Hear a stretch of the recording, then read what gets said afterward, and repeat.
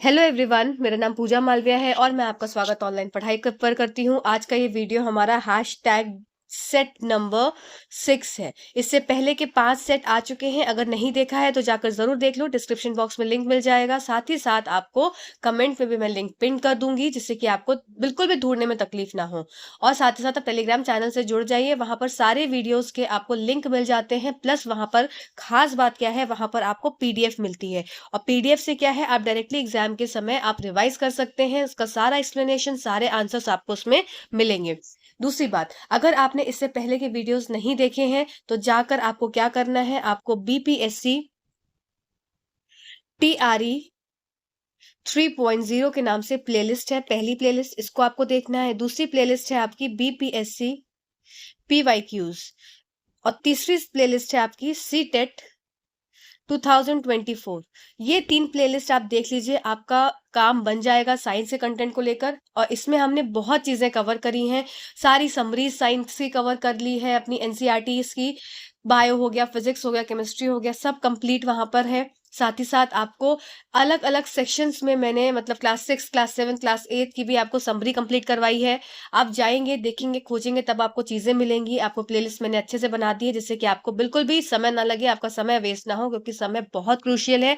तैयारी बहुत अच्छे से करनी है। और आपकी लगभग 1 लाख प्लस पोस्ट है, तो आपको एक सीट अपनी कंफर्म कर लेनी है। साथ ही साथ वहां पर मैंने मोशन के ग्राफ भी आपको एक्सप्लेन किए हैं अच्छे से। और मोशन के ग्राफ वाली आपकी वीडियो आपको बीपीएससी टीआरई 3.0 में भी मिलेगी, और आपको सीटेट 2024 की प्लेलिस्ट में भी मिलेगी। तो उस वीडियो को भी जरूर देखिएगा, उससे आपके ग्राफ के क्वेश्चंस निकल जाएंगे। साथ ही साथ आप अगर चैनल पर नए हैं तो उसको सब्सक्राइब कर लीजिए। यहाँ पर हम प्रॉपरली कंटेंट को पढ़ते हैं। इसमें हमारा एनसीईआरटी बेस्ड रहता है, कंटेंट बायलिंगुअल रहता है। और हम जो भी चीज पढ़ते हैं प्रॉपर अच्छे तरीके से पढ़ते हैं, क्वेश्चंस भी सॉल्व करते हैं, तो एक्सप्लेनेशन के साथ सॉल्यूशन रहता है। चलिए, बिल्कुल समय नहीं वेस्ट करूंगी, आइए आज का वीडियो स्टार्ट कर देते हैं। चलिए, सबसे पहली स्लाइड पर चलते हैं हम। सबसे पहली स्लाइड है आपकी, जस्ट अ सेकेंड। हाँ, black lung disease is associated with, काले फेफड़े का रोग संबंधित है। तो इसका आंसर मैं आपको डायरेक्ट दे देती हूँ, उसके बाद मैं आपको काले फेफड़े को समझाती हूँ कि ब्लैक लंग डिजीज एक्चुअल में होती क्या है। इसको मैं तब आपको तो ये आपके कोल माइनर्स के लिए, कोयला खनिकों से संबंधित ये डिजीज है। आइए अब इस डिजीज को समझ लेते हैं कि ये होती क्या है एक्चुअल में।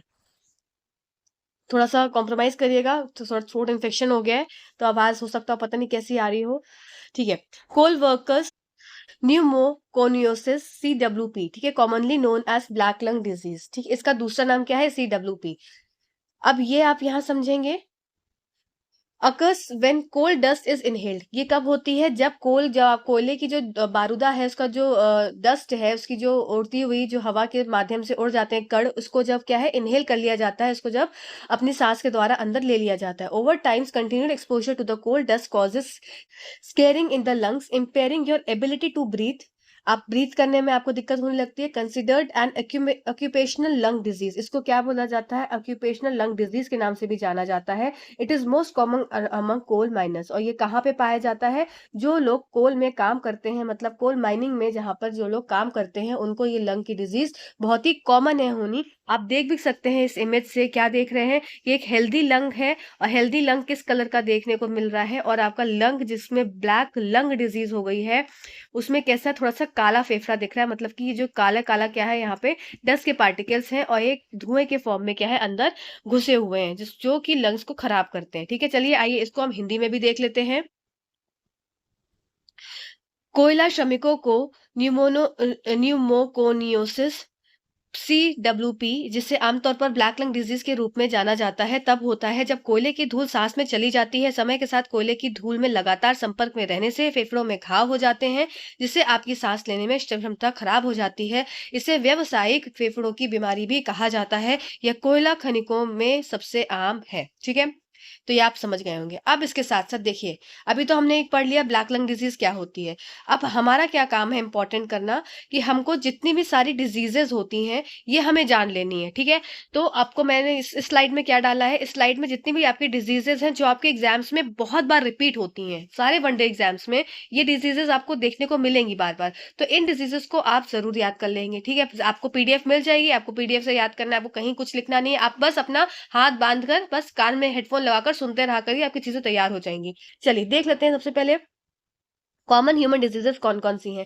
जैसे बैक्टीरियल डिजीज हो गई, वायरल डिजीज हो गई, फंगल डिजीज हो गई, प्रोटोजोअल डिजीज हो गई और हेलमेंथिक डिजीज हो गई। ठीक है, अब बैक्टीरियल डिजीजेस में क्या क्या होता है, डिसेंट्री हो गया, प्लेग हो गया, डिप्थीरिया हो गया, कॉलरा हो गया, टाइफाइड हो गया, निमोनिया हो गया। तो ये सारी कैसी डिजीजेस हैं, आपकी बैक्टीरियल डिजीजेस हैं। वायरल डिजीजेस कैसी हो जाएंगी, कॉमन कोल्ड, ठीक है, mumps, measles, viral hepatitis, dengue fever. Dengue fever भी वायरस से होता है। ठीक है, फीवर ये ऐसा लगता है कि डेंगू फीवर एक प्रोटोजोअल डिजीज है, पर ये याद रखेंगे डेंगू फीवर क्या है, एक वायरल डिजीज है।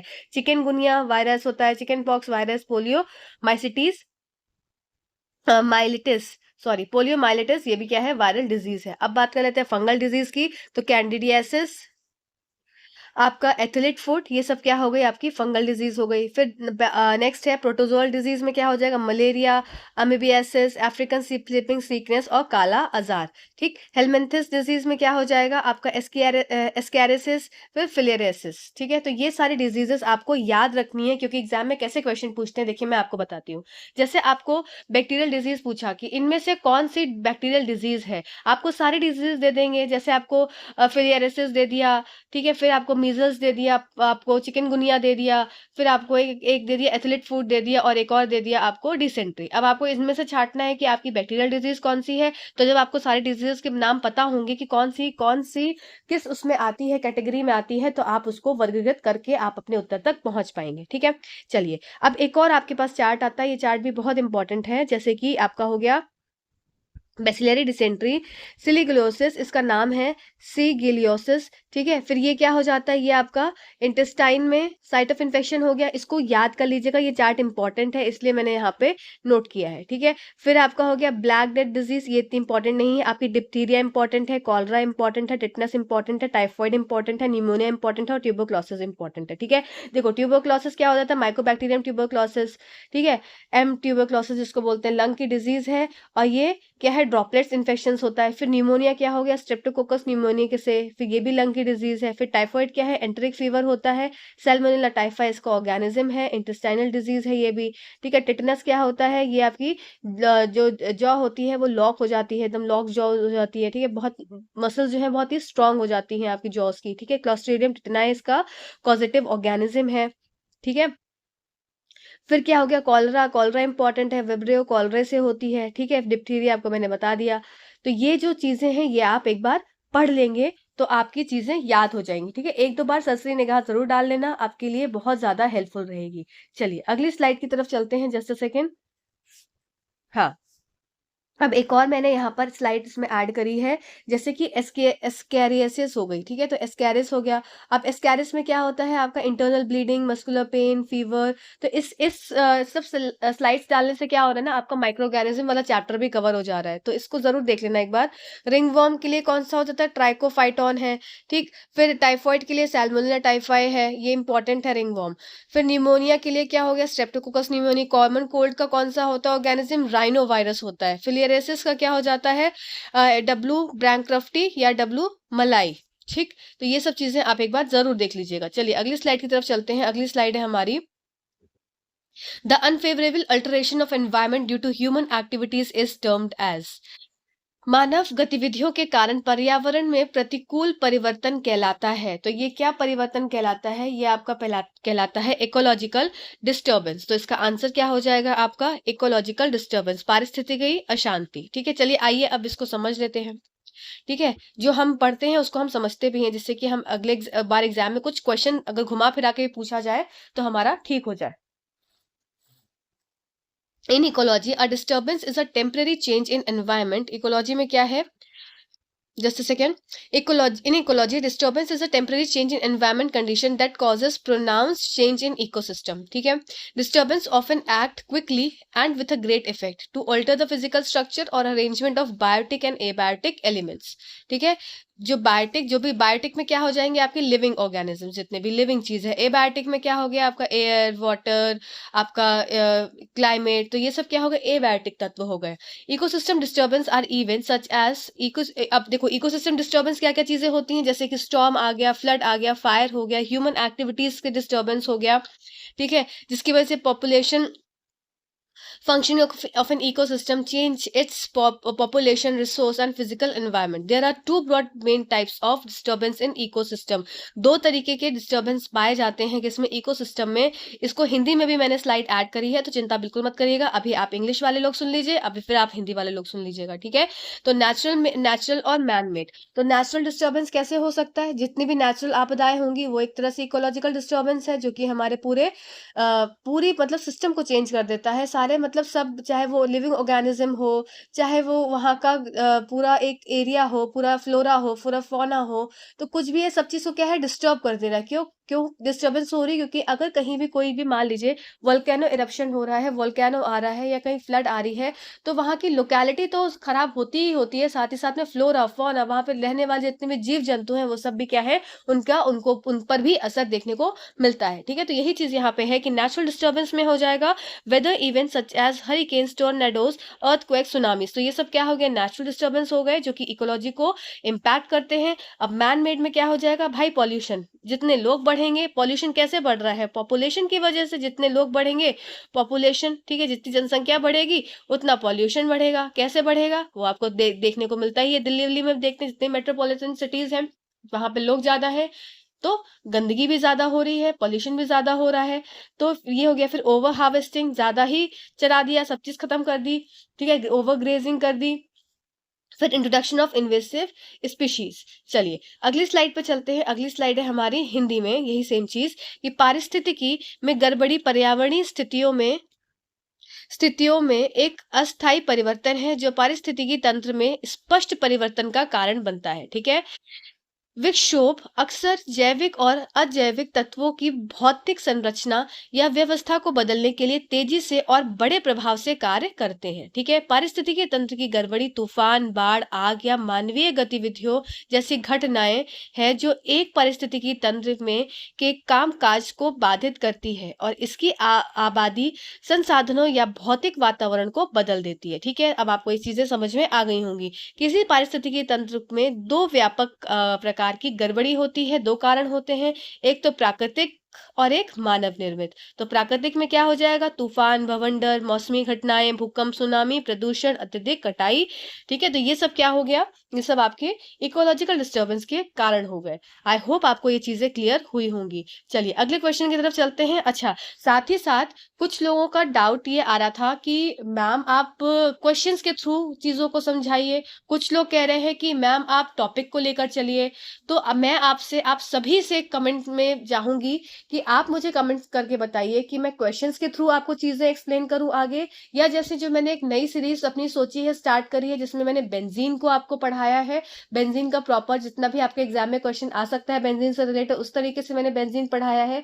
आप इस तरीके से कंटेंट चाहते हैं कि आप क्वेश्चन के माध्यम से कंटेंट चाहते हैं, आप मुझे कमेंट सेक्शन में जरूर कमेंट करके बता दीजिएगा, जिससे कि मुझे हेल्प मिलेगी इस चीज में कि मुझे अपने एक लेक्चर को कैसे प्रिपेयर करना है. तो ये इतना आप मेरे लिए एफर्ट करिएगा और कमेंट सेक्शन में कमेंट जरूर करा करिए. आपके एक कमेंट से, आप बिलीव नहीं करते हैं, मतलब एक कमेंट से बहुत फर्क पड़ता है आगे के लेक्चर को फ्रेम करने के लिए. आगे के लेक्चर में क्या चीज ऐड करनी है, क्या चीज हटानी है, किस तरीके से आप चाह रहे हैं, क्योंकि हम 1-to-1 तो कॉन्टैक्ट में है नहीं, हम सिर्फ एक ऑनलाइन मोड पे है, और ऑनलाइन मोड में हमारा सिर्फ माध्यम क्या है, एक comment.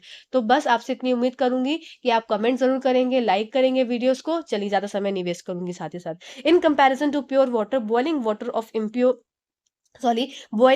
Of impure water is. तो boiling point of impure water क्या होता है आपका, ये क्या हो जाता है, ये इंक्रीज करता है, ठीक है. अब इसका रीजन हम अभी देखेंगे. तो अभी क्या आंसर क्या हो गया आपके लिए, कि शुद्ध पानी की तुलना में अशुद्ध पानी का कथनांक क्या हो जाता है, वो बढ़ जाता है, ठीक है. चलिए आइए अब इस चीज को समझ लेते हैं जरा, ये होता क्यों है ऐसा. This happens because of the presence of impurities decreases the number of water molecules available to be vaporise during boiling, ठीक है. क्या क्वेश्चन था, फिर से पढ़ेंगे. बात किसकी हो रही है, देखिए ध्यान से समझिएगा इस क्वेश्चन को, क्योंकि क्वेश्चन बहुत इंपॉर्टेंट है. सिंपल मतलब साइंस के स्टूडेंट्स के लिए भी और वैसे भी इंपॉर्टेंट है क्वेश्चन, ठीक है. देखो क्या इसमें बोला गया कि इम्प्योर वाटर किससे कंपेयर किया गया, प्योर वाटर से। तो आपके पास एक तरफ क्या हो गया, प्योर वाटर, और दूसरी तरफ क्या हो गया आपके पास, ये कैसा है, इम्प्योर वाटर, और ये कैसा है आपका प्योर वाटर। ठीक है, तो प्योर वाटर की कंपैरिजन आपके इम्प्योर वाटर से हो रही है। प्योर वाटर है, इसका मतलब मेरे पास ये प्योर वाटर है, तो इसके इसके अंदर जितने भी अणु होंगे, जो भी मॉलिक्यूल्स होंगे, वो कैसे होंगे, वो सिर्फ आपके वाटर के मॉलिक्यूल्स होंगे। ठीक है, पर अगर आपका इम्प्योर वाटर है, तो इम्प्योर वाटर में कुछ मॉलिक्यूल्स आपके क्या हो गए, ये अणु किसके हो गए, ये वाटर के अणु हुए। ठीक है, वाटर के मॉलिक्यूल्स हैं, यहाँ पे क्या है, ये वाटर के अणु हैं। साथ ही साथ यहाँ पर आपको देखने को मिलेगा कुछ इम्प्योरिटीज, कुछ इम्प्योरिटीज। ठीक है, तो ये इम्प्योरिटीज क्या हो गई, ये इम्प्योरिटी है जो भी, तो ये इम्प्योरिटी के अणु है। ठीक है, तो इस चीज को आप समझेंगे। अब आइए, अब उस लाइन को जब आप पढ़ेंगे तो आपको वो लाइन भी समझ में आ रही होगी। This happens because presence of impurities decreases the number of water molecules available to be vaporised during boiling. इसमें क्या होता है कि आपके जितने भी यहाँ से देखो, यहाँ से क्या है, ये आग जल रही है, आग जलने से क्या है, ये पानी बॉयल हो रहा है 100 डिग्री सेल्सियस पे। अब जैसे ही क्या हो गया, इसमें इम्प्योरिटी डल गई, तो इम्प्योरिटी से क्या है, बॉइलिंग पॉइंट बढ़ गया। ठीक है, जैसे सॉल्ट वाटर है, इसका बॉइलिंग पॉइंट ज्यादा है, किसका, as compare to pure water, क्योंकि इसके अंदर इम्प्योरिटीज बढ़ गई, और इम्प्योरिटीज बढ़ने से क्या हो गया, ये वाटर मॉलिक्यूल्स की अवेलेबिलिटी को कम कर देगा। ठीक है, और क्या करेगा, अपनी जगह क्या कर लेगा, यहाँ पे जो ग्रीन ग्रीन आपको देखने को मिल रहा है, क्या है, ये आपका सॉल्ट के कण प्रेजेंट है। ठीक है, तो आई होप आपको ये पॉइंट क्लियर हुआ होगा। This happens because of the presence of, ऐसा इसलिए होता है क्योंकि अशुद्धियों की उपस्थिति से उबलने के दौरान वाष्पीकृत होने के लिए उपलब्ध पानी के अणुओं की संख्या कम हो जाती है। ठीक है, चलिए अब और देख लेते हैं। एक और है, the presence of impurities lowers the freezing point. अब देखो, अभी तो देखो बॉइलिंग पॉइंट का आपको एग्जाम में क्वेश्चन पूछा गया है ना, कि बॉइलिंग पॉइंट पे क्या फर्क पड़ता है। पर आगे चल के ये भी तो क्वेश्चन पूछा जा सकता है कि इम्प्योरिटीज के आने पर पानी में आपके फ्रीजिंग पॉइंट पर क्या आपका फर्क पड़ता है, या आपका हिमनांग पे आपका क्या फर्क पड़ेगा। तो चलिए आइए इसको भी समझ लेते हैं। तो the presence of impurities lowers the freezing point of water. ठीक है, अब क्या होता है, जब मेरे पास क्या है, आप इधर समझेंगे, ये क्या है मेरे पास, इसमें पानी भरा है। ठीक है, इस पानी को जब मैंने क्या किया, ठंडा किया फ्रिज के अंदर, तब क्या होता है, इसके जो मॉलिक्यूल्स हैं, इसके जो अणु हैं, क्या होने लगते हैं, पानी के पास पास आने लगते हैं। और एक स्थिति कैसी हो जाती है कि अणु एकदम पास पास आ जाते हैं, और ये कंडीशन कैसी हो जाती है, ये सॉलिड स्टेट में कन्वर्ट हो जाता है। ठीक है, ठोस स्थिति में, जिसको आप क्या बोल देते हैं, बर्फ बोल देते हैं। ठीक है, ये तो आपको सिंपल पता है।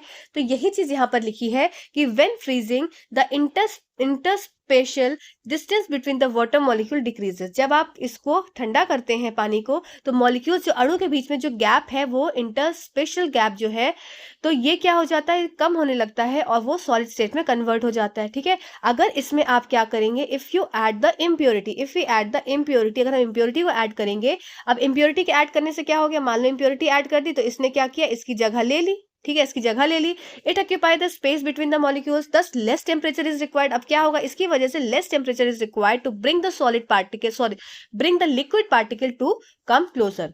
अब क्या होगा, थोड़ा सा कम ठंडा करना पड़ेगा, और कम ठंडा करने से ही क्या होगा, वो लिक्विड क्या है, सॉलिड में कन्वर्ट हो जाएगा। ठीक है, दस presence of impurities lowers the freezing point of water. I hope आपको ये पॉइंट क्लियर हुआ होगा। हिंदी में पढ़ लेते हैं। अशुद्धियों की उपस्थिति जल के हिमनांग को कम कर देती है। कैसे करती है, देख लेते हैं। जमने पर पानी के अणुओं के बीच की अंतर दूरी कम हो जाती है, और इस प्रकार का यह ठोस अवस्था में आ जाता है। यदि हम अधिक अशुद्धियों को जोड़ते हैं, तो यह अणुओं के बीच की जगह घेर लेती है। इस प्रकार तरल कण के करीब लाने से एक कम तापमान की आवश्यकता होती है। इस प्रकार अशुद्धियों की उपस्थिति से पानी के हिमनांग को कम कर देती है। ठीक है, आई होप ये सारे पॉइंट्स आपको क्लियर हुए होंगे, और ये पॉइंट्स में आपको देख के मजा भी आया होगा। ठीक है, चलिए अगले क्वेश्चन की तरफ चलते हैं। अगला क्वेश्चन है हमारा, the main reason why vegetables take longer to cook in boiling water at high altitude. ठीक है, अधिक ऊंचाई पर उबलते हुए पानी में सब्जियां पकने में अधिक समय लेती हैं, क्योंकि इसका रीजन क्या होगा, क्यों ऐसा करती हैं, इसका मुख्य कारण है। तो क्या मुख्य कारण है, तो देखो मैं आपका ऑप्शंस यहाँ पे आपको करा देती हूँ सबसे पहले, उसके बाद हम इसका रीजन समझेंगे, कि हम हर चीज को रीजन के हिसाब से समझते हैं। तो इसका हो जाएगा, the temperature of the boiling water decreases with increase in altitude. ऊंचाई बढ़ने पर उबलते हुए पानी का तापक्रम घट जाता है। ठीक है, ये तो हो गया इसका रीजन। अब आइए इसको समझ भी लेते हैं कि ऐसा भाई क्यों होता है। ठीक है। तो at high altitudes there is decrease in atmospheric pressure. देखो, जितना भी क्या होता है, आप ऊपर जाते हो, जितना भी आप ऊपर जाते हो, तो इससे वजह से क्या होता है, आपका जो एटमॉस्फेरिक प्रेशर है, जो आपका वायुमंडलीय दबाव है, उसमें कमी आती है। जैसे ही आप अधिक ऊंचाई पर जाते हैं, जब आप ऊंचाई पर जाते हैं, तो क्या हो गया, आपका वायुमंडलीय ताप में क्या है, कमी आती है। ठीक है। एज एटमॉस्फेरिक प्रेशर डिक्रीजेस, जैसे ही एटमॉस्फेरिक प्रेशर डिक्रीज होगा, water boils at lower temperature. जैसे ही एटमॉस्फेरिक प्रेशर डिक्रीज हो रहा है, तो पानी जो है वो अब कम टेम्परेचर पर उबलेगा। जैसे पहले मान लो 100 डिग्री सेल्सियस से उबलता था, तो अब पानी मान लो हो सकता हो कुछ 99 पॉइंट समथिंग या 98 पे ही उबल रहा हो। Because water boils at lower temperature at higher elevation, food that are prepared by boiling और simmering will cook at low temperature. अब क्या होगा, ये कुक हो पाएंगे किसमें, लो टेम्परेचर पे, और जो कि it will take longer to cook. ये कम तापमान पर तो कुक होंगे, पर इनको समय क्या है, थोड़ा ज्यादा लगेगा। ठीक है। अधिक ऊंचाई पर वायुमंडलीय दबाव में कमी होती है। जैसे ही वायुमंडलीय दबाव घटता है, पानी कम तापमान पर उबलने लगता है। ठीक है, क्योंकि अधिक ऊंचाई पर पानी कम तापमान पर उबलता है, और उबल कर या उबाल कर तैयार करने गए खाद्य पदार्थ कम तापमान पर पकेंगे और उन्हें पकाने में अधिक समय लगेगा। ठीक है। तो आई होप आपको ये पॉइंट क्लियर हुआ होगा। आइए इस क्वेश्चन को देख लो वापस से, ना कंफ्यूजन ना रह जाए। क्या क्वेश्चन था, the main reason why vegetable take longer to cook in boiling water at high altitude. इसका रीजन क्या हो गया, the temperature of the boiling water decreases with increase in altitude. क्योंकि जो आपका बॉइलिंग पॉइंट है आपका, वो उसमें क्या है, उबलते पानी का तापक्रम जो है वो घट जाता है, बॉइलिंग पॉइंट घट जाता है उसकी वजह से। और ये क्यों होता है, क्योंकि आपका जैसे जैसे आप ऊंचाई पर जाते हैं, तो आपका ये काम हो रहा होता है। ठीक है। तो इस कारण से ऐसा कुछ होता है। ठीक है। चलिए अगले क्वेश्चन की तरफ चलते हैं। अब क्या है, the most hazards metal pollutant of automobile exhaust is. ये क्वेश्चन इसलिए डाला गया है क्योंकि जिससे कि आप ये समझ सकें कि पॉल्यूशन कितना ज्यादा है, और इस पॉल्यूशन को कैसे कंट्रोल किया जाए, और इस पॉल्यूशन से कितनी कितनी चीजें इम्पैक्ट हो रही हैं, साथ ही साथ आप इसमें क्या अपना रोल दे सकते हैं। ठीक है। ये क्वेश्चन बहुत ही जनरल क्वेश्चन है, पर बहुत अच्छा क्वेश्चन है, और इस क्वेश्चन से रिलेटेड मैंने सारी चीजें इसमें इंक्लूड कर दी हैं, तो आप इससे हर एक चीज को यहाँ पर क्लियर कर लेंगे। चलिए, सेशन अच्छा लग रहा हो तो लाइक जरूर कर दीजिएगा, चाहे नए हो तो सब्सक्राइब कर दीजिएगा, अपने दोस्तों तक भी इस चैनल को पहुंचाइएगा। चलिए देखो, the most hazards metal pollutant of automobile exhaust is. तो आपका आंसर मैं डायरेक्ट यहाँ पर दे देती हूँ। सबसे पहले क्या हो जाएगा इसका आंसर, इसका आंसर हो जाएगा लेड, शीशा। ठीक है, शीशा। अब बाकी चीजों को समझ लेते हैं। तो क्या है बाकी चीजें, जो लेड है आपका, lead is most systemic toxicant that affect several organs in the body including kidney, liver, central nervous system, haematopoietic system, endocrine system, reproductive system. ठीक है। तो आप देख सकते हो कि लेड कितनी चीजों को इम्पैक्ट करता है, सब कुछ को इम्पैक्ट करता है। ठीक है। आपने सुना भी होगा, बीच में क्या था, मैगी में लेड निकला था, है ना, शायद कुछ ऐसे ही था ना, न्यूज थी, मैगी में लेड निकला था। मुझे याद नहीं एग्जैक्टली, कुछ ऐसा था। कुछ होगा तो भाई कमेंट जरूर आ जाएंगे नेगेटिव कि ऐसा नहीं था, पर कुछ था, शायद कुछ लेड से ही रिलेटेड था, है ना। Pollutants produced by vehicle exhaust include carbon monoxide. अब देखो, व्हीकल्स होते हैं हमारे, व्हीकल्स जब उसमें जो ईंधन है वो जलता है, उस ईंधन के जलने से क्या क्या चीजें निकलती हैं, तो वो कौन क्या क्या चीजें निकल रही हैं, कार्बन मोनोऑक्साइड रिलीज हो रही है, हाइड्रोकार्बन रिलीज हो रहे हैं, नाइट्रोजन ऑक्साइड रिलीज हो रही है, पार्टिकल्स रिलीज हो रहे हैं अगर, और volatile organic compounds and sulphur dioxide. तो ये सब चीजें कहाँ से रिलीज हो रही हैं, आपकी आपके व्हीकल एग्जॉस्ट से। ठीक है। Hydrocarbons and nitrogen oxide reacts with sunlight. ये वेरी इंपॉर्टेंट लाइन है, इस लाइन को आप इंपॉर्टेंट मार्क कर लीजिए, क्योंकि ये जो लाइन में यहाँ पे जो ये जो 3-4 लाइंस है ना, ये बहुत इंपॉर्टेंट है, इंपॉर्टेंट है। ठीक है। इसको आप 1-2 बार पढ़ लीजिएगा। देख लेते हैं। तो मैंने क्या बोला, hydrocarbons and nitrogen oxide reacts with sunlight and warm temperature to form ground level ozone. ठीक है। Ground level ozone a main ingredient in smoke and can cause upper respiratory problem in lung disease. तो आपने देखा कि मतलब एक तरह से जो ऑटोमोबाइल एग्जॉस्ट से जो सारी चीजें निकली, ये आपके पॉल्यूशन के लिए, आपके एनवायरमेंट के लिए कितनी ज्यादा हार्मफुल है। कैसे हार्मफुल है, जो हाइड्रोकार्बन्स निकले, जो नाइट्रोजन ऑक्साइड निकली, ये किससे रिएक्ट कर रही है, सनलाइट से रिएक्ट कर रही है, और जब ये सनलाइट के साथ रिएक्ट कर रही है तो ये क्या बना रही है, ग्राउंड लेवल ओजोन बना रही है। ठीक है। और ओजोन ओजोन का क्या काम होता है, ओजोन क्या कर रही है, ये क्या काम कर रही है, लंग डैमेज और जितनी भी चीजें स्मॉग को क्रॉस कर रही है। ठीक है। तो ये सब क्या हो गया, स्मॉग से धुंध सा नहीं रहता है हर समय, आपने देखा होगा दिल्ली दिल्ली में बहुत ज्यादा न्यूज में रहता है ये सब चीजें। नेक्स्ट बात कर लेते हैं नाइट्रोजन ऑक्साइड। नाइट्रोजन ऑक्साइड्स ये एक पॉइजनस पॉइजनस ऑक्साइड है, हाईली रिएक्टिव गैसेस हैं ये। फिर these gases form when fuel is burn at high temperature. फिर नाइट्रो अब ये देखो, नाइट्रोजन ऑक्साइड और सल्फर डाइऑक्साइड, नाइट्रोजन ऑक्साइड हो गया आपका और सल्फर डाइऑक्साइड, तो ये सब क्या करते हैं, ये सब एसिड रेन को कॉज करते हैं, जो कि आपके कहाँ से निकले, emitted by automobile, trucks, various non road vehicles. तो इनसे निकलने से फ्यूल जब बहुत हाई टेम्परेचर पे बर्न होता है तो ये सारी चीजें निकलती हैं, और इनके निकलने से क्या होता है, एसिड रेन जो क्या है वो बनती है। तो एसिड रेन का मेन रीजन हो जाएगा नाइट्रोजन ऑक्साइड, सल्फर डाइऑक्साइड। तो इस बात को भी आप याद रखेंगे, ठीक है। तो ये एग्जाम में बहुत बार पूछा जाता है। और फिर ग्राउंड लेवल ओजोन कैसे बनती है, ये भी आपने देख लिया कि जो हाइड्रोकार्बन्स हो गए, नाइट्रोजन ऑक्साइड्स हो गए, जब ये सनलाइट के साथ रिएक्शन दे देते हैं तब ये ग्राउंड लेवल ओजोन का फॉर्मेशन करते हैं, और ये ग्राउंड लेवल ओजोन रिस्पॉन्सिबल है स्मॉग बनाने के लिए, जो कि फर्दर प्रॉब्लम्स को क्रिएट करती है, ठीक है। चलिए, ये सब पॉइंट्स आपके क्लियर हो गए होंगे। चलिए अब इसको जरा हिंदी में पढ़ लेते हैं। मनुष्य के लिए सबसे खतरनाक धातु है सीसा। सबसे प्रणालीगत विषाक्त पदार्थ है जो गुर्दे, यकृत, केंद्रीय तंत्रिका तंत्र, हेमाटोपोएटिक प्रणाली, अंतःस्रावी प्रणाली और प्रजनन प्रणाली सहित शरीर के कई अंगों को प्रभावित करता है, ठीक है। वाहनों के धुएं से उत्पन्न प्रदूषकों में carbon monoxide, hydrocarbon, nitrogen oxide कण, वाष्पशील कार्बनिक यौगिक और सल्फर डाइऑक्साइड शामिल होते हैं। हाइड्रोकार्बन और नाइट्रोजन ऑक्साइड सूर्य से के प्रकाश और गर्म तापमान के साथ प्रतिक्रिया करके जमीनी स्तर पर ओजोन बनाते हैं, ठीक है। जमीनी स्तर की बात हो रही है, हमारी लेयर स्ट्रेटोस्फेयर और ट्रोपोस्फेयर लेयर की बात नहीं हो रही है। ग्राउंड लेवल ओजोन स्मॉग का एक मुख्य घटक है। ऊपरी श्वसन ये सब समस्याएं कॉज करता है। फिर नाइट्रोजन ऑक्साइड जहरीली अत्यधिक प्रतिक्रियाशील गैसों का एक परिवार है, ठीक है। फिर ये गैसें तब बनती हैं जब ईंधन को उच्च तापमान पर जलाया जाता है। NOx नाइट्रोजन ऑक्साइड या या NO3 NO2, ठीक है, ये सब की बात हो रही है। फिर प्रदूषक ऑटोमोबाइल, ट्रक और विभिन्न गैर सड़कों वाहनों द्वारा उत्सर्जित होता है। फिर NO2, NOx, अन्य NOx वातावरण में पानी, ऑक्सीजन और अन्य रसायनों के साथ क्रिया करके अम्लीय वर्षा बनाते हैं। SO2 भी अम्लीय वर्षा का एक कारण है, ठीक है। तो ये सब पॉइंट्स आपके क्लियर हो गए होंगे। चलिए अब बात कर लेते हैं, हम इतनी देर से कार्बन मोनोऑक्साइड की बात कर रहे थे, तो आइए कार्बन मोनोऑक्साइड को भी जरा अच्छे से पढ़ लेते हैं। देखो, सबसे इंपॉर्टेंट चीज क्या जाननी है पता है, कि कार्बन मोनोऑक्साइड जो होता है, इसकी जो एफिनिटी होती है, दो चीज होती है। एक हमारे पास हीमोग्लोबिन है, ठीक है। हीमोग्लोबिन का क्या काम होता है, हीमोग्लोबिन क्या है, ब्लड का एक पिगमेंट होता है, और हीमोग्लोबिन की एफिनिटी आपकी कार्बन डाइऑक्साइड, ऑक्सीजन के साथ भी होती है, ठीक है, होती है कि नहीं होती है।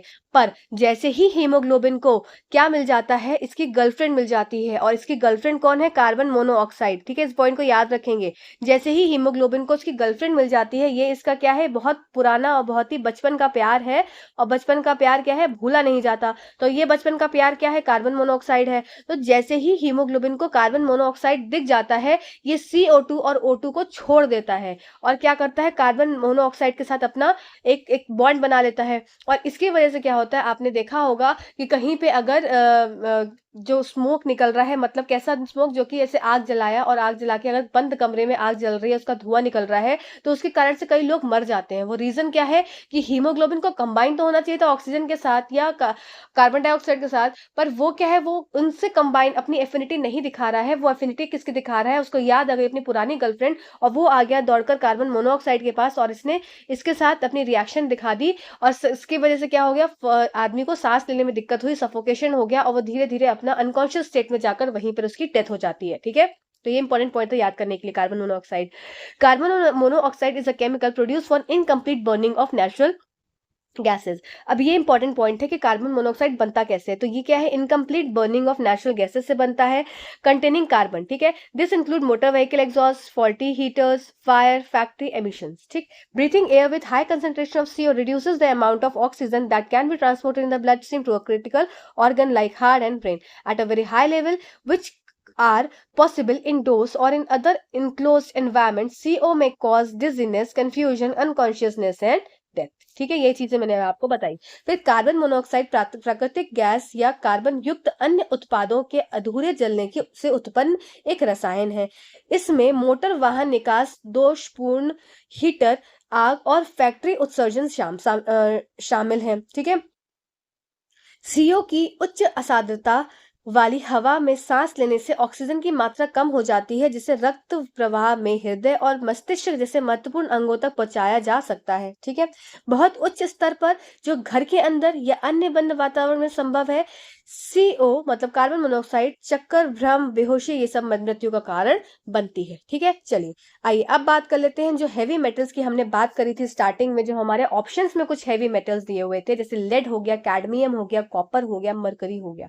तो ये सारे हेवी मेटल्स हैं। ये सारे हेवी मेटल्स बहुत सारी चीजें को इम्पैक्ट करते हैं। तो आइए देख लेते हैं। सबसे पहले क्या है, लेड। लेड जो क्या है, मोस्ट इमोबाइल हेवी मेटल है। मतलब क्या है, इमोबाइल है, इनकी मोबिलिटी नहीं है।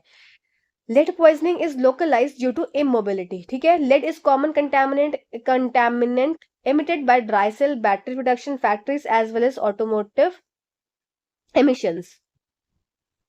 ठीक है, फिर tetra ethyl and tetra methyl lead are used as a anti knock agent in gasoline. आपको मेन क्या याद रखना है कि लेड क्यों आपका इतना ज्यादा टॉक्सिक है, क्योंकि ये क्या है, इमोबाइल है। ठीक है, नेक्स्ट बात करते हैं मरकरी। मरकरी क्या है, हजार्डियस है, बायोक्यूमुलेटिव है, परसिस्टेंट कंटामिनेंट है। When discharge into environment it accumulates in water, deposit, sediment, converting to क्या है, poisonous methyl mercury and entering the food chain. और ये एक डिजीज भी कॉज करती है जिसका नाम है आपका मीना माता। ठीक है, मीना माता। ये डिजीज किसकी वजह से होता है, मरकरी से होता है। और ये मरकरी आपका पानी में जब आ जाता है, एक्यूमुलेट हो जाता है, तब ये अगर खाया पिया जाए पानी, तो ये मीना माता डिजीज हो जाती है। ठीक है, चलिए अगली स्लाइड पे चलते हैं। वही सेम चीज है आपकी हिंदी में भी कि सीसा, कैडमियम, तांबा और पारा नेतृत्व करना। सबसे स्थिर भारी धातु संदूषक शीशा है। फिर शीशा विश्व इसकी विषाक्तता गतिहीनता के कारण है। फिर स्थानीयकृत होती है। ठीक है, शीशा सूक्ष्म सेल या बैटरी उत्पाद कारकों के साथ साथ ऑटोमोबाइल उत्सर्जन द्वारा उत्सर्जित किया जाता है। फिर ये हो गया। फिर आपका बुध नहीं है ये, हाँ वही मरकरी की बात हो रही है। तो मरकरी मरकरी खतरनाक है, जैव संचयी और लगातार संदूषक है। ठीक है, फिर जब पर्यावरण में छोड़ा जाता है तो यह पानी में जमा तलछट में जमा हो जाता है, जहरीले मिथाइल मिथाइल मरकरी में परिवर्तित हो जाता है और खाद्य श्रृंखला में प्रवेश कर जाता है। ठीक है, तो ये किस में कन्वर्ट हो रहा है, ये आपका मिथाइल मरकरी में कन्वर्ट हो रहा है। इस पॉइंट को आप याद रखेंगे। चलिए अब नेक्स्ट स्लाइड पे चलते हैं। नेक्स्ट बात आती है कैडमियम की। तो कैडमियम क्या है, कैडमियम भी एक तरह का क्या है, आपका हेवी मेटल है, हजार्डस हेवी मेटल है। और कैडमियम कंसेंट्रेशन वेरी करती है, इतना इंपॉर्टेंट नहीं है ये चीज। फिर there are several recognised sources of cadmium exposure in humans including, वही सब चीजें हैं, फूड, स्पॉइल, सिगरेट स्मोक से आपको कैडमियम देखने को मिलता है। फिर आते कॉपर में disturb soil activity by negatively influencing the activity of micro organism and earthworm. तो कॉपर आपका जमीन में आ जाता है तो अर्थवर्म और माइक्रो ऑर्गेनिज्म जो कि आपके यूजफुल होते हैं आपकी फूड चेन के लिए, वो सबको क्या है, वो सबको मार देता है। Because of this organic matter decomposition में भी सिग्निफिकेंटली स्लोड। इससे क्या है, जैसे आपका मेन्योर आप बना रहे हैं ऑर्गेनिकली, तो ये क्या है, इसको इम्पैक्ट करता है। इसकी वजह से आप ऑर्गेनिक मैन्योर बनाने में आपको दिक्कत आती है, क्योंकि कॉपर के एक्यूमुलेशन से माइक्रो ऑर्गेनिजम्स, वहां के जो यूजफुल माइक्रो ऑर्गेनिज्म है वो मर जाएंगे, अर्थवर्म है वो मर जाएगा, उसके कारण आप आगे चीजें नहीं कर पाएंगे। ठीक है, यही सेम चीज आपको हिंदी में भी देखने को मिलेगी। कैडमियम खतरनाक भारी धातु जो पर्यावरण में प्रदूषक है। वातावरण में कैडमियम सांद्रता बहुत भिन्न होती है। मनुष्यों में CD एक्सपोजर के कई मान्यता प्राप्त स्रोत हैं, जिनमें प्राथमिक धातु उद्योगों में रोजगार, विशिष्ट बैटरियों का निर्माण, खाद्य पदार्थ, मिट्टी और सिगरेट का धुआं शामिल है। फिर तांबा की बात आती है आपकी, सूक्ष्म जीवों और केंचुओं की गतिविधि को नकारात्मक रूप से प्रभावित करने की, मिट्टी में गतिविधि को बाधित करता है। इसके कारण कार्बनिक पदार्थ का अपघटन काफी धीमा हो सकता है। ठीक है, तो ये सब पॉइंट्स आपके इंपॉर्टेंट हो जाते हैं। चलिए देखो, इतनी देर से हम सब कुछ पढ़ रहे हैं एनवायरनमेंट से रिलेटेड, तो एक इंपॉर्टेंट टॉपिक आपका और बच जाता है इसमें, ग्लोबल वार्मिंग। देखो आपको बहुत बड़ा बड़ा लग रहा होगा चीजें, पर एग्जाम पॉइंट ऑफ व्यू से है। पढ़ लो, एक महीना तो भी नहीं बचा है, अब पढ़ लो। थोड़ा लंबा लग रहा है तो आप 2x पर देख लो, रुक रुक कर देख लो, पर पूरा जरूर देख लेना, जिससे कि आपको लास्ट तक क्वेश्चन बहुत अच्छे से समझ में आ जाए। ठीक है, ग्लोबल वार्मिंग क्या है, ग्लोबल वार्मिंग इज बहुत मैंने मेहनत से आपके लिए छाट छाट कर चीजें कलेक्ट की हैं, जिससे कि आपको इधर उधर भटकने की जरूरत ना पड़े, आपको एक जगह चीजें मिल जाए। ठीक है, global warming is the phenomena of gradual increase in temperature near the earth surface. Global warming क्या होता है, आप देखो ऐसे याद रखो, ये क्या है, ये अर्थ है। ठीक है, ये अर्थ है। अब अर्थ को में क्या हो गया, टेम्परेचर बढ़ गया, तो टेम्परेचर बढ़ने से क्या है, अर्थ को पसीना आ रहा है। बस इतना याद रख लो, इससे आपको क्या हो जाएगा, आपको ग्लोबल वार्मिंग याद आ जाएगी। ठीक है, तो अर्थ को पसीना निकल रहा है, क्यों हमको क्यों पसीना निकलता है, क्योंकि जब टेम्परेचर बढ़ जाता है, तो ऐसे अर्थ का पसीना निकल रहा है क्योंकि अर्थ का टेम्परेचर बढ़ गया है, और ये ग्लोबल वार्मिंग हो, इसको ग्लोबल वार्मिंग बोलते हैं। ठीक है, this phenomena has been observed over centuries, it is caused by the release of green house gases. ये वेरी इंपॉर्टेंट लाइन है, very important. Like carbon dioxide, methane, CFC. ठीक है, अब सीएफसी क्या होता है, क्लोरोफ्लोरोकार्बन होता है। Ozone layer is responsible for protecting the surface of, अब देखो ओजोन लेयर हमारी ऊपर प्रेजेंट है एटमॉस्फेयर में, और यहाँ पे क्या है, हमारी अर्थ है। ठीक है, यहाँ पे नीचे क्या है, अर्थ है। अब क्या है, सीएफसी की वजह से ओजोन लेयर में क्या हो गया, छिद्र हो गया। इस छिद्र से क्या है, जो सनलाइट है वो डायरेक्टली क्या है, इस पे एंटर होकर हमारे इधर कहाँ पर, आपके अर्थ पर आ रही है। इसकी वजह से टेम्परेचर बढ़ रहा है। ठीक है, ओजोन लेयर में क्या हो गया, छेद हो गया। और वो छेद क्यों हुआ, क्योंकि क्लोरोफ्लोरोकार्बन का एमिशन बढ़ गया, और इसकी वजह से क्या हो गया, आपका टेम्परेचर अर्थ का बढ़ गया। ठीक है, ये इंपॉर्टेंट रीजन है, आप इसको याद रखेंगे। चलिए देख लेते हैं, पढ़ लेते हैं फिर से वापस से।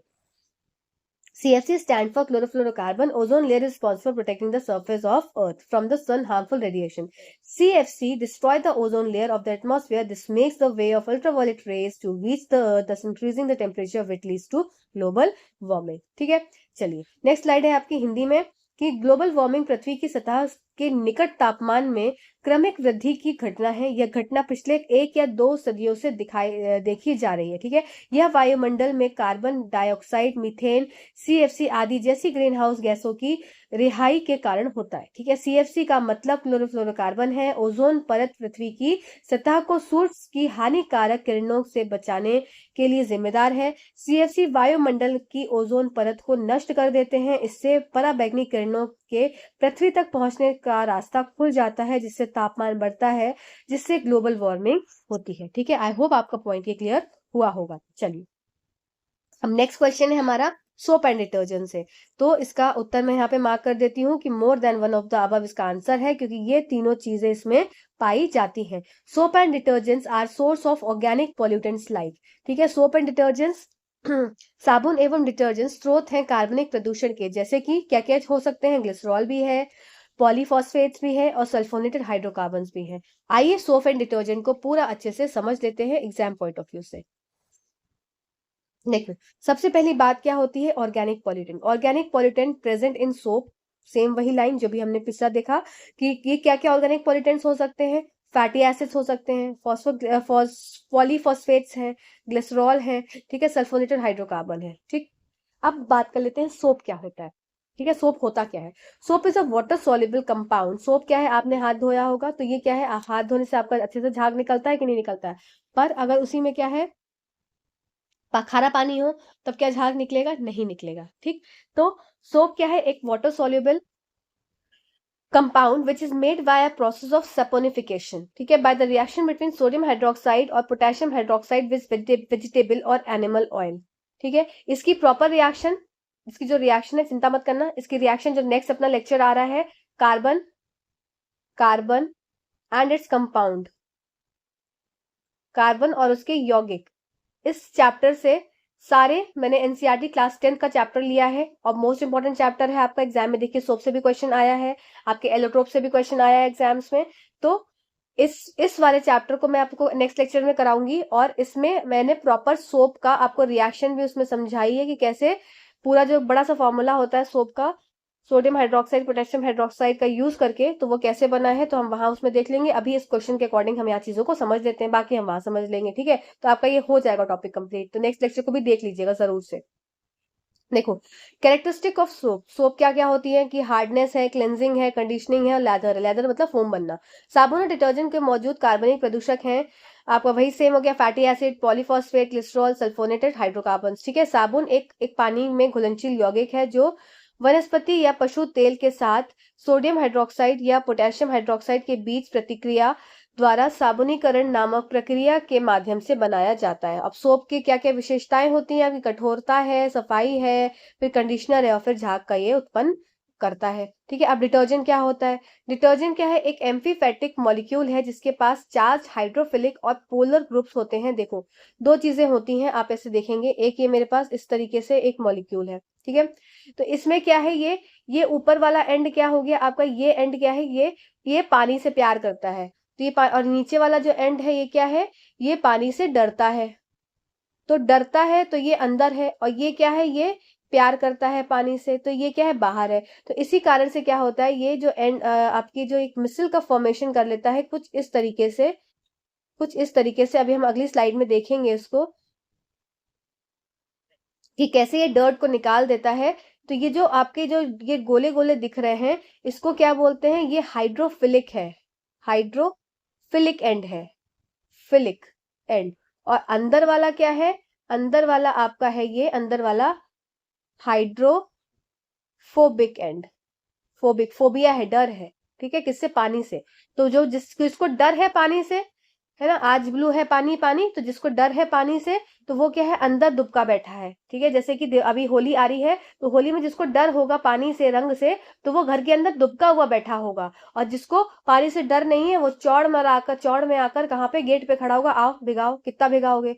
तो ये जो हाइड्रोफिलिक एंड है, ये क्या है, एकदम चौड़ में बैठा है कि आओ पानी, कितना आओगे, उसे कोई दिक्कत नहीं है। पर जो हाइड्रोफोबिक एंड है, जिसको डर है पानी से, वो अंदर बैठा हुआ है। तो इसीलिए इस स्ट्रक्चर को जब ऐसा फन जाता है, तो इस स्ट्रक्चर को बोल देते हैं मिसल का स्ट्रक्चर। ये स्ट्रक्चर अभी फर्दर आपको स्लाइड में दिखेगा, अभी सिर्फ इतना समझ लीजिए। ठीक है, तो अभी यही चीज इसमें बताई गई है। आइए इसको समझ लेते हैं कि इसमें क्या क्या चीज पॉइंट्स लिखे हुए हैं। तो एम्फीफेटिक मॉलिक्यूल है दैट कंटेन चार्ज हाइड्रोफिलिक और polar group at one end of the long lipophilic hydrocarbon groups are called the detergents. ठीक है, the charged hydrophilic group is also called the charged hydrophilic group. अब ये group कैसा, hydrophilic group को इसको क्या बोलते हैं, इसको हेड बोलते हैं। ठीक है, हेड जैसा दिख रहा है। And the long lipophilic hydrocarbon group is called the tail. और ये अंदर वाली क्या हो गई, लाइपोफिलिक है, मतलब लाइपोफिलिक, देखो लाइपोफिलिक है मतलब फैट से, फैट लाइपो, देखो लाइपो से क्या मतलब होता है, अगर बायो टर्म्स में बोलूं तो लाइपो क्या हो जाता है, फैट से रिलेटेड होता है। तो लाइपोफिलिक है मतलब यहाँ पर क्या होगा आपका, ग्रीस होगा, डर्ट होगा।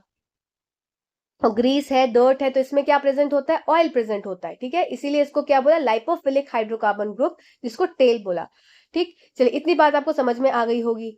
चलिए अगली अगली बातों में पर चलते हैं कि प्रॉपर्टीज ऑफ डिटर्जेंट। बिल्कुल चिंता मत करिएगा, आपको ये समझ में आ जाएगा, बिल्कुल भी चिंता, जो मैं बोल रही हूँ वो सुनते जाइए। द प्रॉपर्टीज ऑफ डिटर्जेंट क्या है, देखो, the concentration at which the missile formation start is called the critical missile concentration। देखो, अगर कोई थोड़ा सा हाई लेवल का पूछेंगे ना, तो ये सब पूछेंगे, तो इसलिए एक बार सुन लो, बस एक बार कान से सुना लो, जिससे कि अगर मान लो क्वेश्चन आ जाता है तो ऐसा ना लगे कि एकदम सुना सुना हो गया, ऐसा लगे कि सुना सुना है। ठीक है, the concentration at which the micelle formation start, ऐसा कंसेंट्रेशन जब मिसल की फॉर्मेशन, मतलब मिसल बनना, कुछ इस तरीके का जो स्ट्रक्चर है ये बनना जब शुरू हो जाता है, इस तरीके का स्ट्रक्चर, ऐसा ऐसा, तो ये स्ट्रक्चर, इसको बोलते हैं सीएमसी, क्रिटिकल मिसल कंसेंट्रेशन। ठीक है, फिर aggregation number is the average number of monomers in the micelle. Aggregation मतलब क्या, जब सारे एक साथ आ जाते हैं तो उसको एग्रीगेशन नंबर बोलते हैं, जब एवरेज नंबर ऑफ मोनोमर्स एक साथ आ जाते हैं मिसल में। ठीक है, relative micelle size is indicated by micelle molecular weight. ठीक, इतना छोड़ दो। फिर temperature at which detergent solution is around और अबव इट्स क्रिटिकल पॉइंट। देखो क्लाउड पॉइंट क्या होता है इसका, ठीक है, इंपॉर्टेंट है। The temperature at which the detergent solution is around or above its critical missile concentration separates into two phases is called the cloud point।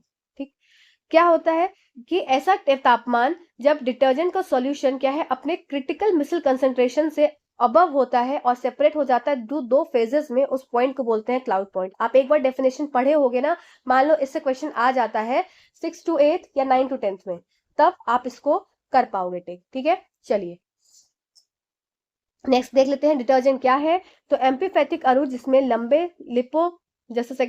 Lipophilic hydrocarbon समूहों के अंत में आवेशित हाइड्रोफिलिक या ध्रुवीय समूह होते हैं, डिटर्जेंट कहलाते हैं। आवेशित हाइड्रोफिलिक समूह को शीर्ष और लंबे लिपोफिलिक हाइड्रोकार्बन समूह को पूंछ भी कहा जाता है। डिटर्जेंट को सर्फेक्टेंट के रूप में भी जाना जाता है। ठीक है, क्योंकि उसमें पानी की सतह के तनाव को कम करने की क्षमता होती है। ये पॉइंट आपका इंग्लिश में छूट गया था। ठीक है, डिटर्जेंट के गुण क्या हो गएंगे, जिस साध्यता पर मिसल का निर्माण शुरू होता है उसे क्रिटिकल मिसल साध्यता सीएमसी कहा जाता है।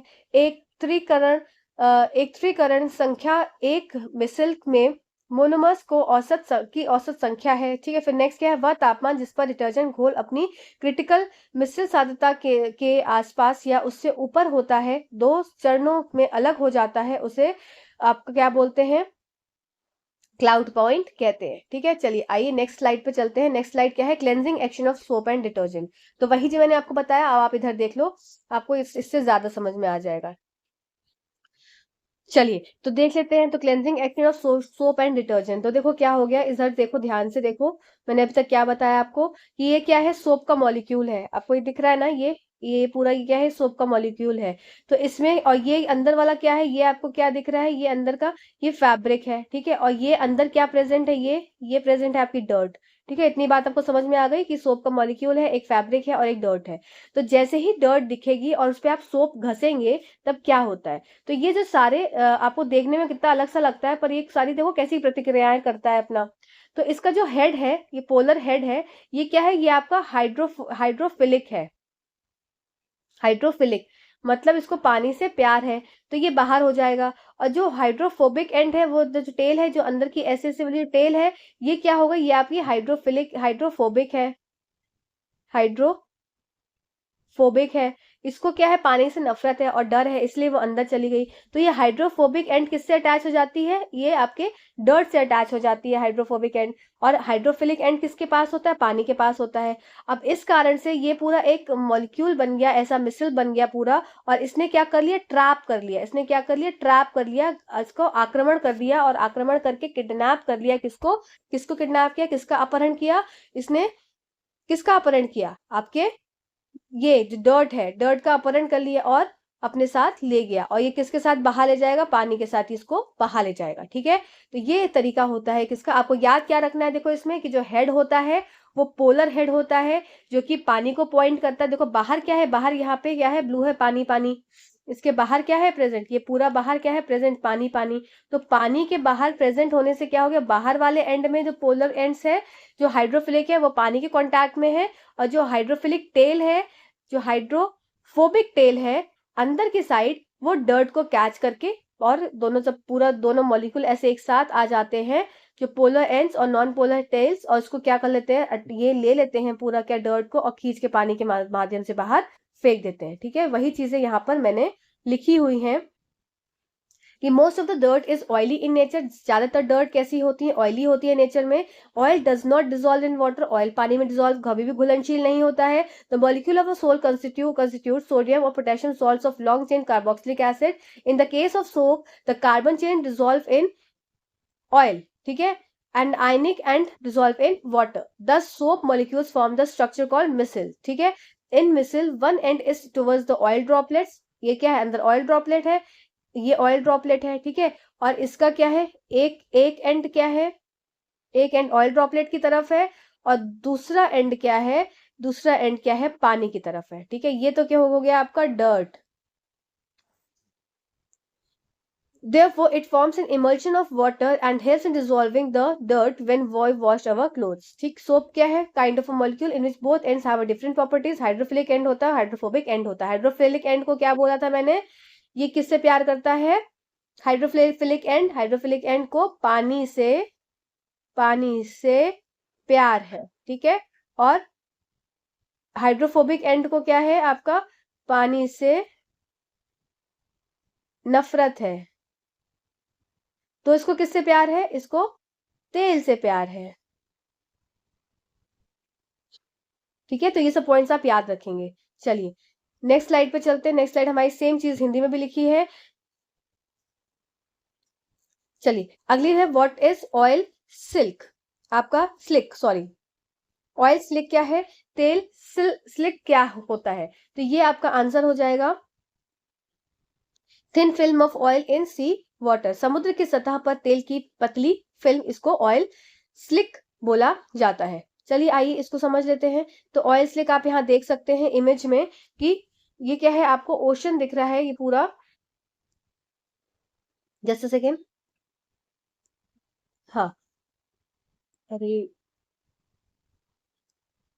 हाँ, ये क्या है, ये देखो ओशन है, पूरा ओशन है, यहाँ पे पानी पानी है। ठीक है, ये पूरे में पानी पानी भरा हुआ है, पर आपको बीच में क्या दिख रहा है, कुछ बीच में कुछ ये इस तरीके से ये अलग से दिख रही है, तो ये क्या है, पूरा ऑयल स्पिल्स है, ऑयल पूरा पूरे में फैल गया है। इसकी वजह से बहुत समस्याएँ हो जाती हैं, अंदर क्या है ऑक्सीजन की मात्रा कम होने लगती है, लोग वहाँ पे जितने भी ऑर्गेनिज़म्स हैं वो मरने लगते हैं। तो आइए देख लेते हैं क्या-क्या हो रहा है। तो oil slicks on the ocean surface resulting from spills from the ship, कहाँ से आता है? शिप से गिर गया। Oil and gas platform as well as natural seeps from the ocean bottoms are a kind of marine pollution, ठीक है? They are moved by winds or ocean currents, thus may serve as a traces for ocean currents. ये कैसे ये इधर उधर move भी करते रहते हैं। जहाजों, तेल और गैस प्लेटफॉर्मों से रिसाव के परिणाम स्वरूप समुद्र की सतह पर तेल की परतें साथ ही समुद्र तल से प्राकृतिक रिसाव एक प्रकार का समुद्री प्रदूषण है। वे हवाओं या समुद्री धाराओं द्वारा स्थानांतरित होते हैं। इस प्रकार समुद्री धारा के लिए ट्रेसर के रूप में काम करते हैं। ठीक है, तो ये पॉइंट आपको यहाँ पर क्लियर हो गया होगा, इजी सा था, तो कुछ ऐसा बहुत ज्यादा कठिन नहीं था। ठीक है, which of the following is used in metal extraction. अब कौन सी ऐसी मतलब धातु निष्कर्षण में निम्नलिखित में से किसका उपयोग किया जाता है? तो इसका आंसर हो जाएगा आपका कोक का इस्तेमाल आप करते हैं। ठीक है, चलिए अब देख लेते हैं कि भाई कैसे करते हैं।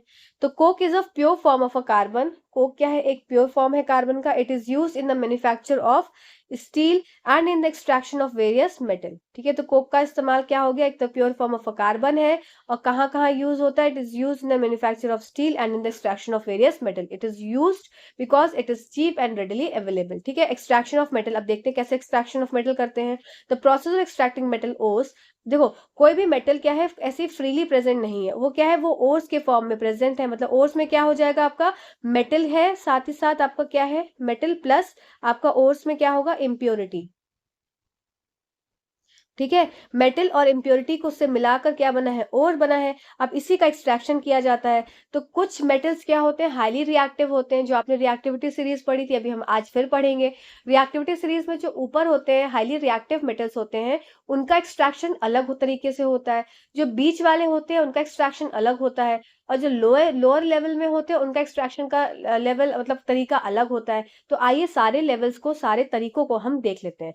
The process of extracting metal ores buried deep underground is called the mining. इस प्रक्रिया को क्या बोलते हैं? माइनिंग बोलते हैं। The metal ores are found in earth crust in varying abundance, बहुत मतलब बहुत मात्रा में मिलता है। ठीक है, the extraction of metal from ores is what allows us to use the minerals in the ground. ठीक है, द ओर्स आर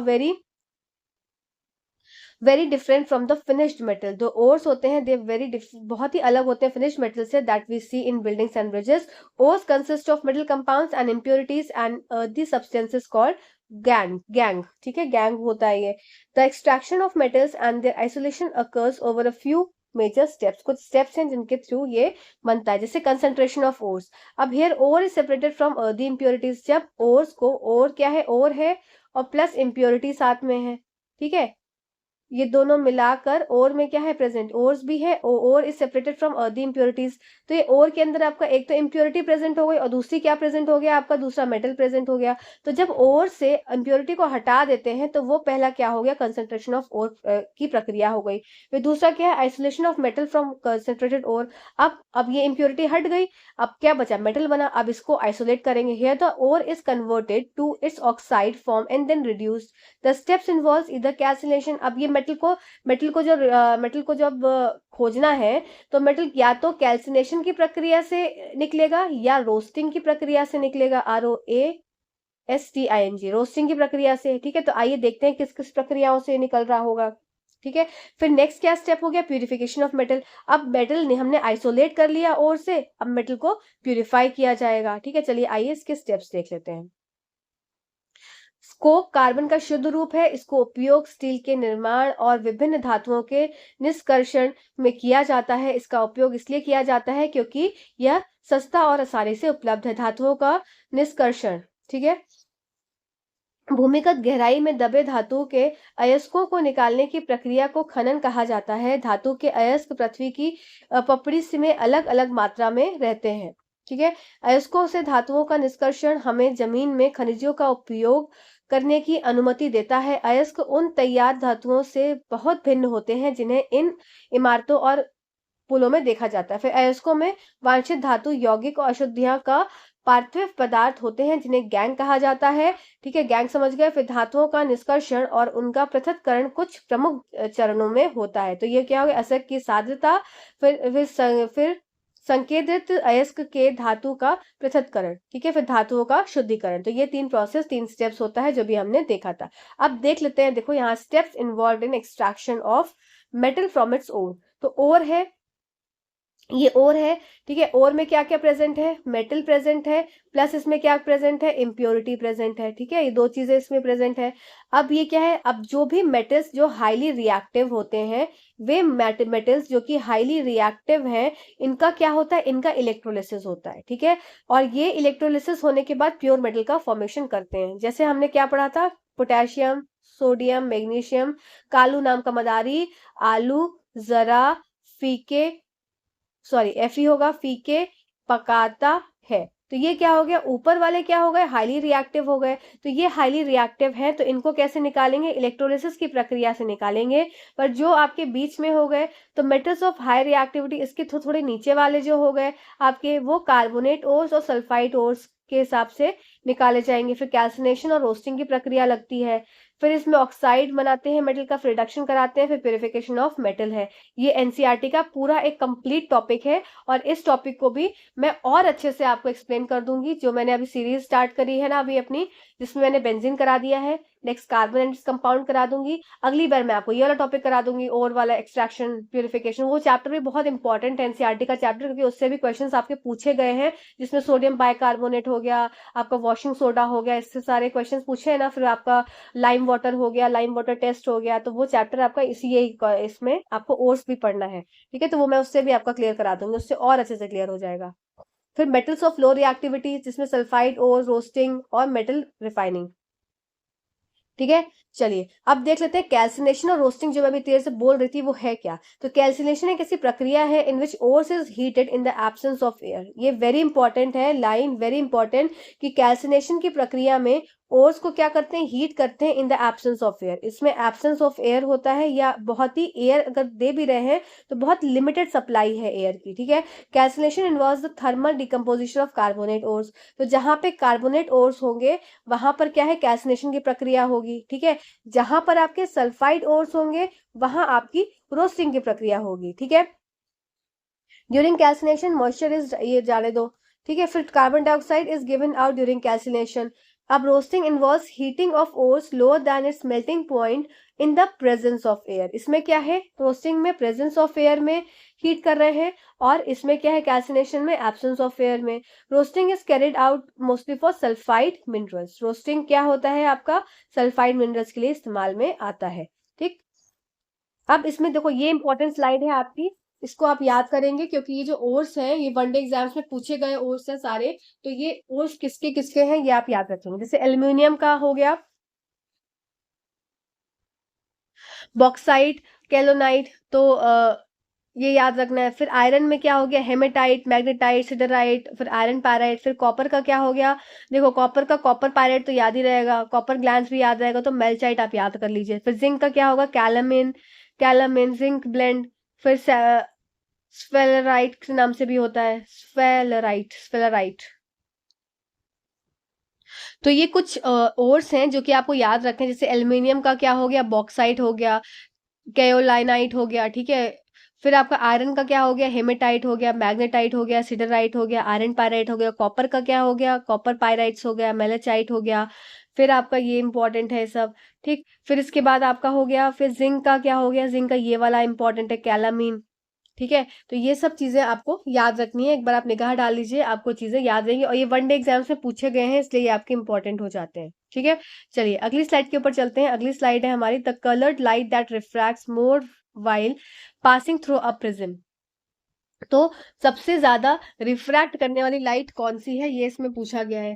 ये क्वेश्चंस अभी बचे हुए हैं, आज थोड़े ही क्वेश्चंस हम करेंगे इसे, एक्सप्लेनेशन के साथ काफी टाइम हो जाता है, और आपका 1 घंटे का लगभग वीडियो हो रहा है कंप्लीट, और आप बोर हो जाते हैं 1 घंटे से ज्यादा का वीडियो देखने में, मैंने देखा है। तो इसको मैं सेकंड पार्ट भी इसका लेकर आऊंगी, इसमें काफी क्वेश्चन अभी बचे हुए हैं। तो coloured light of that refracts more white passing through a prism is, तो ये आपका ऑप्शन हो जाएगा इसमें 48 का आंसर आपका हो जाएगा वॉयलेट। ठीक है, इसका आंसर हो गया आपका वॉयलेट। अब आइए देख लेते हैं इसको कि कैसे होता है। तो देखो ये प्रिज्म है ना। प्रिज्म की सारी बातें समझ लो, बहुत इंपॉर्टेंट है आपके एग्जाम से के लिए। तो देखो सबसे ज्यादा, अगर मैं पॉइंट वाइज आपको बोलूं, तो पहला पॉइंट जो आपको याद रखना है कि सबसे ज्यादा रिफ्रैक्ट कौन का सा कर रहा है, तो सबसे ज्यादा रिफ्रैक्ट कर रहा है आपका, रिफ्रैक्ट मैक्सिमम जो है ये आपका वॉयलेट है। ठीक है, अब इसका ऑपोजिट क्या हो जाएगा, मिनिमम क्या हो जाएगा, रेड हो जाएगा। ठीक है, फिर मोस्ट डेविएटेड एक आता है एग्जाम में, मोस्ट डेविएटेड कौन सा हो जाएगा, मोस्ट डेविएटेड एंगल, ये आपका हो जाएगा किसका, वॉलेट का ही हो जाएगा। ठीक है, देख सकते हो वॉलेट। फिर थर्ड क्वेश्चन आपसे पूछा जाता है कि किसकी मैक्सिमम, इसमें मैक्सिमम वेवलेंथ, तो मैक्सिमम वेवलेंथ किसकी है, आपकी रेड की है। तो इसका जस्ट ऑपोजिट हो जाएगा आपका किसका, वॉलेट, मिनिमम हो जाएगी। ठीक है, जिसकी वेवलेंथ ज्यादा उसकी फ्रीक्वेंसी कम। तो मैक्सिमम, अभी मैंने यहाँ पे मैक्सिमम की बात करी, तो मैक्सिमम फ्रीक्वेंसी अब किसकी हो गई यहाँ पर, वॉलेट की। ठीक है, वॉलेट की आपकी मैक्सिमम फ्रीक्वेंसी हो गई। तीसरा फिफ्थ पॉइंट जो एग्जाम के लिए आपके लिए इंपॉर्टेंट है, नेक्स्ट पॉइंट आपसे पूछते हैं मैक्सिमम एनर्जी। ठीक है, मैक्सिमम एनर्जी किसकी हो जाएगी आपकी, मैक्सिमम एनर्जी हो जाएगी आपकी वॉलेट की। ठीक है, ये सब पॉइंट्स आपको याद रखना है।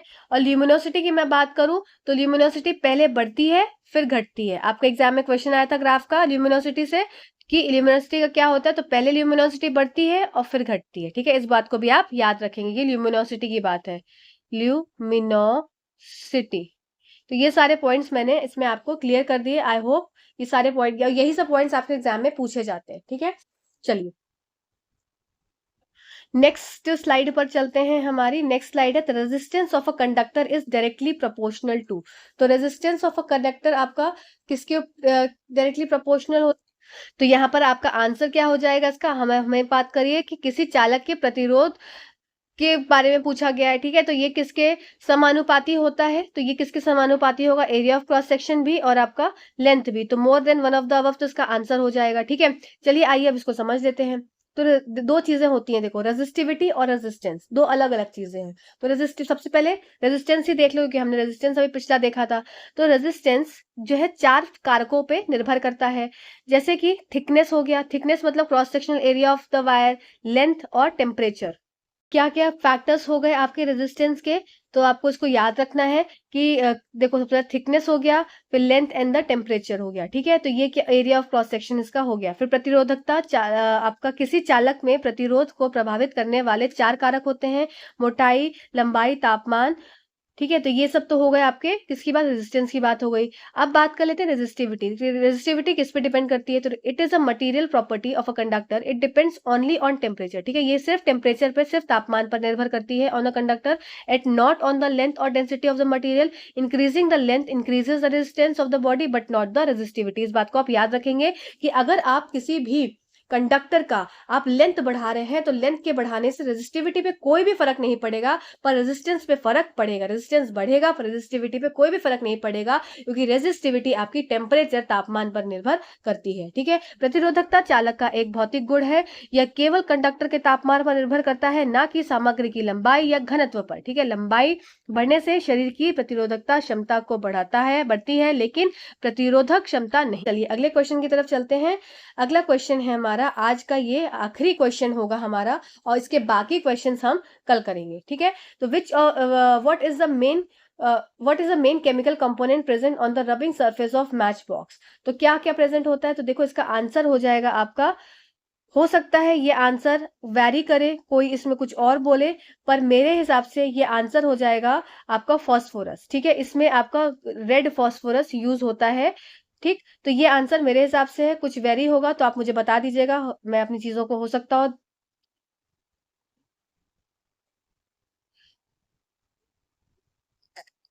तो इसका आंसर हो जाएगा आपका रेड फॉस्फोरस। ठीक है, अब देख लेते हैं, अब इसमें आप समझ लीजिए क्या क्या चीजें हैं।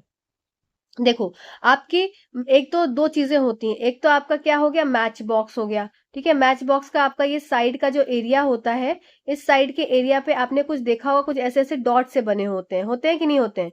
और आपके साथ ही साथ क्या होती है प्रेजेंट, एक स्टिक प्रेजेंट होती है।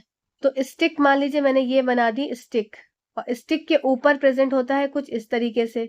तो स्टिक के ऊपर जो प्रेजेंट होता है, हेड ऑफ द स्टिक होता है, इस पे आपका प्रेजेंट होगा क्या? Potassium chlorate. ठीक है, स्टिक पे, और पोटेशियम क्लोरेट आपका स्टिक पे प्रेजेंट है। और आपका ये जो ये साइड साइड में है, यहाँ पर प्रेजेंट है, इस पे प्रेजेंट होता है रेड फॉस्फोरस। जैसे ही ये इस पे हिट करता है, स्टिक जो है वो इस पर हिट करती है इस तरीके से, तो ये जो आपका रेड फॉस्फोरस है, ये जैसे ही हिट करने की वजह से क्या होता है, इग्निशन हो जाता है इसमें, और रेड फॉस्फोरस आपका कन्वर्ट हो जाता है किसमें? व्हाइट फॉस्फोरस में। ठीक है, व्हाइट फॉस्फोरस में। ठीक है, और इसकी वजह से क्या है, वो चीज जल जाती है, आपकी आग लग जाती है उसमें। तो यही चीजें यहाँ पर लिखी हुई है। क्या क्या चीजें लिखी हैं? The striking surface of the match box contain red phosphorus, the head of match sticks contain potassium chlorate, so when the match stick is rubbed on a match box, some of the red phosphorus is converted to white phosphorus and a chemical that is so volatile that ignites in air। ठीक है, माचिस की डिब्बी की हर ताली सतह में लाल phosphorus होता है, माचिस की तीली के सिरे पर पोटेशियम क्लोरेट होता है। ठीक है, ये पॉइंट आपको यहाँ पर क्लियर हो गया होगा। इसके बाद भी हैं काफी चीजें, तो पर अभी बहुत चीजें हैं आपकी, बहुत ज्यादा चीजें हैं इसमें, तो थोड़ा सा एक सेशन और लेना पड़ेगा, इसके बाद ही जाकर आपका ये कंप्लीट होगा ये सेट, क्योंकि क्वेश्चन ज्यादा थे इसमें। और मेन चीज क्या है, क्वेश्चन के साथ साथ एक्सप्लेनेशन भी है। पर मैं ये सोचती हूँ ऐसा, और आप भी कमेंट करते हैं कि मैम एक्सप्लेन भी करते चलिए अच्छे से। मैं ये सेशन आपको कल कंटिन्यू कर दूंगी इस वाले को, जिससे कि आपका ये कंप्लीट हो जाए प्रीवियस सेट, और इसके बाद हम 9 to 10 वाले क्वेश्चन को सॉल्व करेंगे। हमारे सारे सेट्स कंप्लीट हो गए, सिर्फ 9 to 10 बचा है, तो 9 to 10 को भी करेंगे। और आप सभी लोग इन सब सेट्स को देखिएगा, जिससे आपकी चीजें गलत नहीं हो एग्जाम में, क्योंकि कहीं भी इधर से उधर घूम के क्वेश्चन वो लोग पूछ लेते हैं, टॉपिक से रिलेटेड पूछ लेते हैं। तो ठीक है, ये सारी चीजें आप जरूर देखिएगा, आपको हेल्प जरूर मिल रही होगी, आप कमेंट करिएगा आपको कैसे लग रहे हैं सेशंस, इसको भी बताइएगा। तब तक के लिए धन्यवाद, पढ़ते रहिए। 15-20 दिन की बातें हैं, उसके बाद मस्त होकर होली भी एंजॉय करिएगा, सब कुछ एंजॉय करिएगा, खूब खेलिएगा रंग, पर इस समय पढ़ लीजिए। ठीक है, तब तक के लिए धन्यवाद, थैंक यू।